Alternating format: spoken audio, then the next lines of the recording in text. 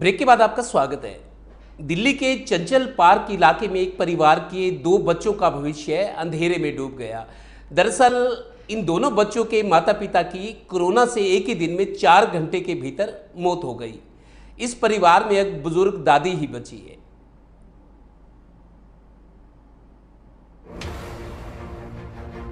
दिल्ली के चंचल पार्क इलाके में एक परिवार के दो बच्चों का भविष्य अचानक अंधकार में डूब गया, जहां इन बच्चों के माता पिता की कोरोना से एक ही दिन में चंद घंटों के अंतराल में मौत हो गई।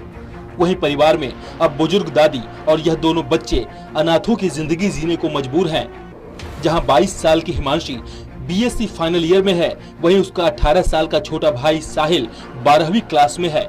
और इस पढ़ाई लिखाई की उम्र में अब यह दोनों अपने भविष्य को अंधकार में देख रहे हैं। और किस्मत के इस फैसले के बाद अब ये दोनों भाई बहन रोजाना जद्दोजहद करते हुए चंदर विहार स्थित अपने पिता के पुराने छोटे से रेस्टोरेंट में लोगों के लिए खाने पीने का सामान बनाकर अपनी रोजी रोटी कमाने की कोशिश कर रहे हैं।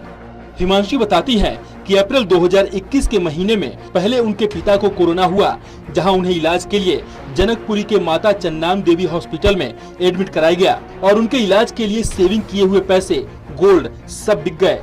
वहीं मम्मी भी कोरोना से बीमार हो गई, जहां हॉस्पिटल में बेड न होने की वजह से उन्हें किसी भी हॉस्पिटल में एडमिट तक नहीं किया गया और मजबूरी में उन्हें घर में रखना पड़ा। वहीं ऑक्सीजन के लिए उन्हें ब्लैक में 15,000 का ऑक्सीजन सिलेंडर खरीदना पड़ा और अपने माता पिता को बचाने के लिए वह हर कोशिश की जो एक 22 साल की लड़की कर सकती है।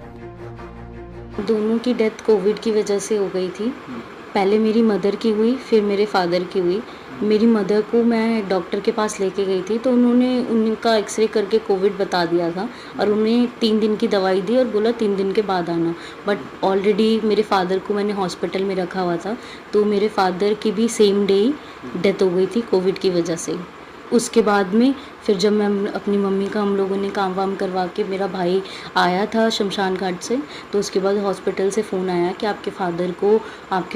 मेरे फादर को डायलिसिस पे करना पड़ेगा। पर डायलिसिस में साइन कर आई थी, लेकिन उससे पहले ही मेरे फादर का उन्होंने कहा, मैं नीचे ही बैठी हुई थी के लिए, पर उन्होंने कहा कि नहीं, अब आपके फादर भी नहीं रहे, आप अपने रिश्तेदारों को बता सकते हैं। वहीं पीड़ित हिमांशी जब अपने माता पिता को खोकर अपने परिवार के भविष्य को अंधकार में बता रही है और इन सब की जिम्मेदारी दिल्ली सरकार और केंद्र सरकार को मान रही है। हिमांशी का कहना है कि सरकारों को पहले से पता था कि इतनी बड़ी आपदा आ सकती है, जिसके लिए सरकारों ने पहले से कोई व्यवस्था नहीं की, जिसका नतीजा यह हुआ कि हिमांशी जैसी न जाने कितने बच्चों ने अपने माता पिता और अपनों को खो दिया। वहीं अब सरकारी दफ्तरों में भी पीड़ितों की कोई सुनवाई नहीं है, जहां उनकी मां के डेथ सर्टिफिकेट को भी लगभग 3 बार कैंसिल सिर्फ इसलिए कर दिया गया क्योंकि वह कोरोना की मरीज थी और उनकी मौत कोरोना से थी, लेकिन उनका दाह संस्कार साधारण शमशान घाट पर कर दिया गया था।